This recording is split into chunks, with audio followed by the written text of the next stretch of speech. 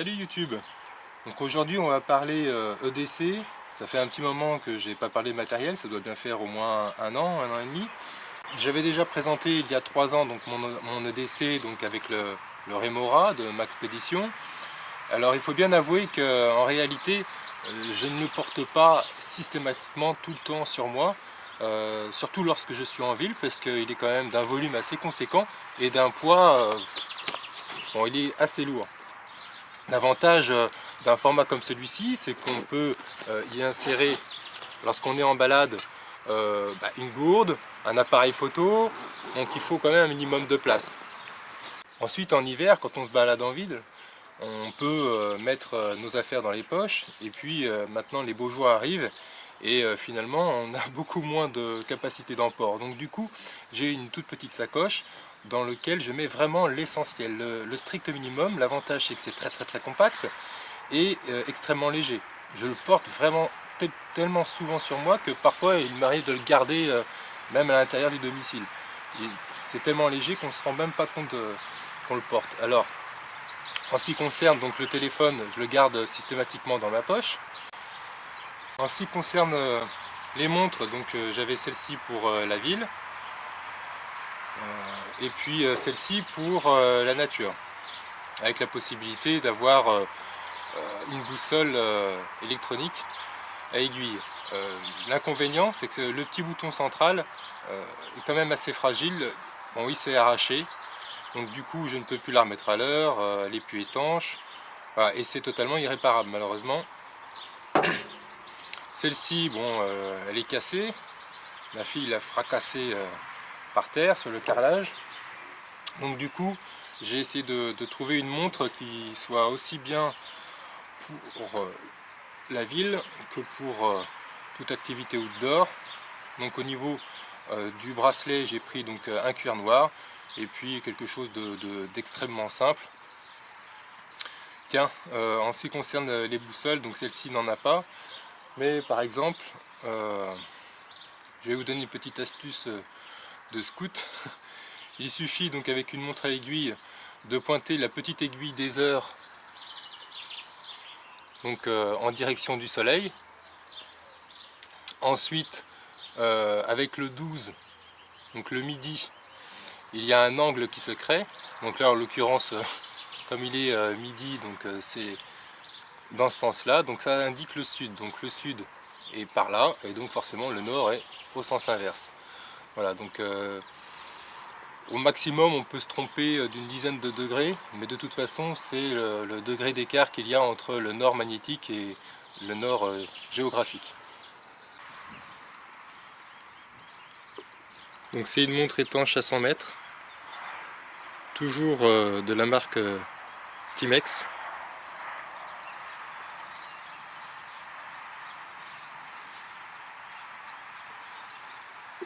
Donc simple, robuste, étanche. Pour le tout petit EDC, donc j'ai trouvé ce sac sur une place de marché avec les marchands de sacs. Hein. Donc on va faire le tour. Donc il y a une petite poche sur le devant. Vous pouvez y mettre ce que vous voulez. Donc à l'arrière, qu'est-ce qu'on a? Donc une petite pochette de premiers soins. Ensuite donc j'ai des documents pour ma carte de sang, etc. Mon groupe sanguin, mes vaccins. Une petite boîte d'allumettes de secours. Une pile de secours pour la lampe à l'intérieur.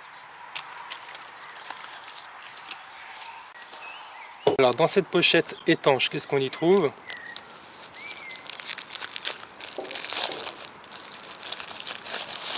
Vraiment le strict minimum. Alors déjà pour commencer, un petit mouchoir pour pouvoir éponger le sang.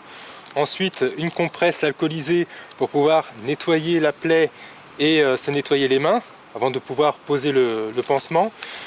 On a ensuite des compresses gaz stériles qui font 20 cm par 20 cm. Donc c'est un format assez compact. Donc de l'éosine, j'en ai 2 parce que je l'utilise très souvent, ainsi que des cotons-tiges pour pouvoir l'appliquer et nettoyer la plaie avant de mettre le pansement. En ce qui concerne justement les sparadraps, je vais en avoir de taille standard 4 comme celui-ci, ainsi que un spécialement étudié pour le mettre sur les ampoules derrière le talon. Également des sutures, ça permet donc de resserrer la plaie. Dans ce petit format, donc une solution antiseptique pour désinfecter.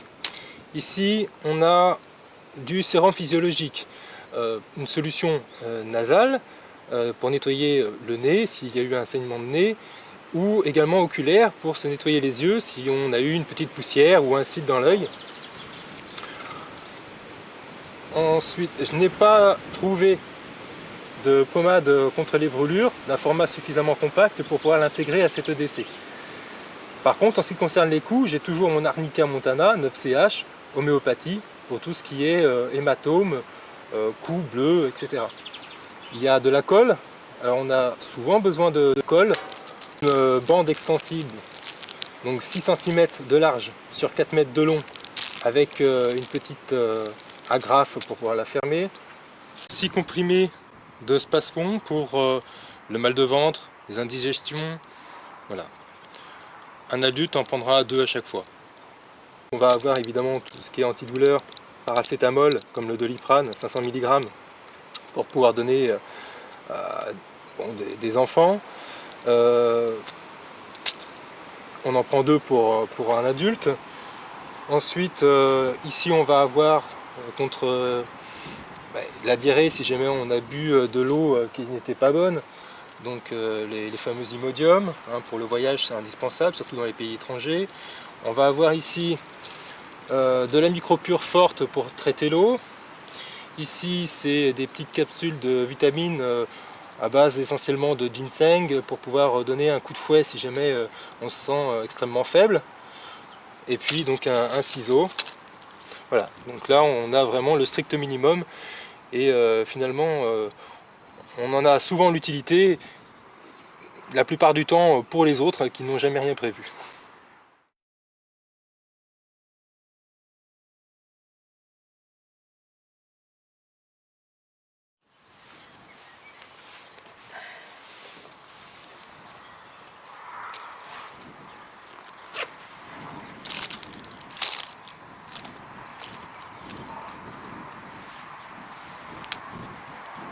Donc certains utilisent donc des multitools, une grande taille, ça va être quand même assez conséquent au niveau du volume et du poids, donc j'ai vite abandonné.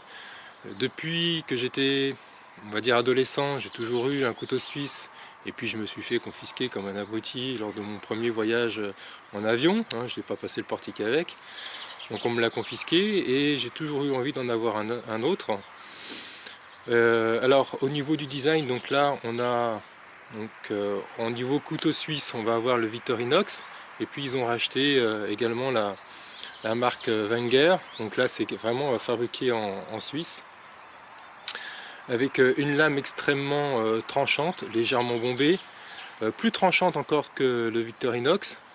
Donc on va avoir le fameux tire-bouchon, le cure-dent et la pince à épiler, qui peut servir également pour les soins. Et puis ici on va avoir un petit outil qui fait décapsuleur et puis tournevis plat, puisque j'ai essayé l'ouvre-boîte, ça marche pas du tout. Voilà, donc là c'est extrêmement fin. Donc moi j'aime beaucoup son design, qui change un petit peu de ce qu'on voit habituellement. Il est un peu incurvé, donc il fait un peu plus moderne on va dire. Et moi j'adore cette lame extrêmement tranchante, et puis je sais pas si on peut le voir, mais on peut, si on le souhaite, faire graver un petit quelque chose. Bon, moi j'ai gravé donc le nom de ma chaîne, les Zobook sur la lame. Voilà, un petit plaisir. Vous pouvez choisir la police de caractère. Hop, voilà.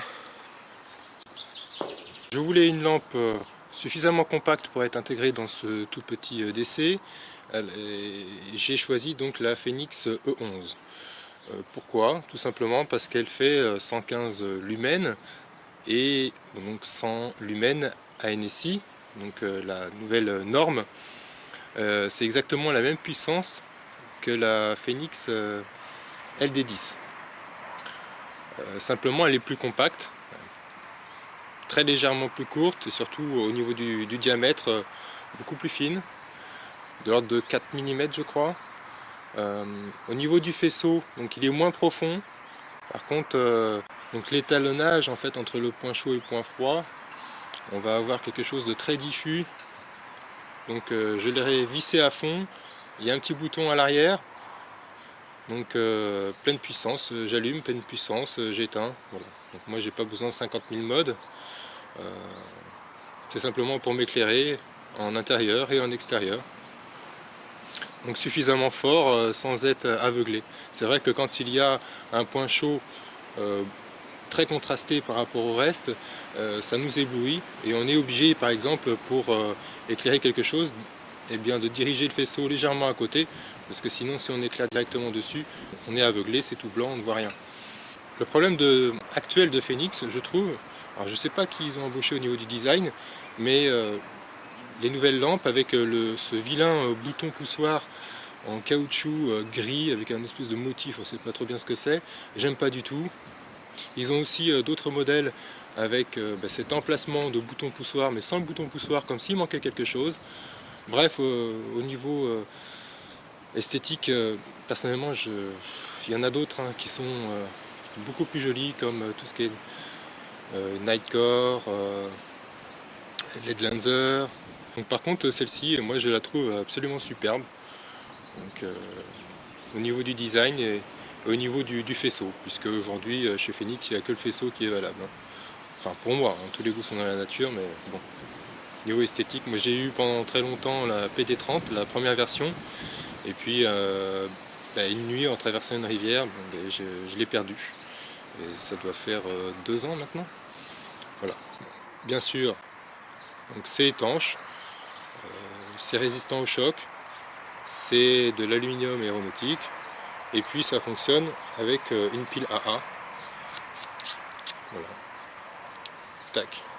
J'en ai acheté un pack de 10 de très très bonne marque Energizer pour 2,50 € je crois. Un petit pack avec la lampe. Voilà. L'avantage c'est que quand on est en rupture, eh bien, on peut en trouver dans n'importe quel magasin et c'est vrai que ça facilite la vie. Et c'est extrêmement peu coûteux au niveau des piles.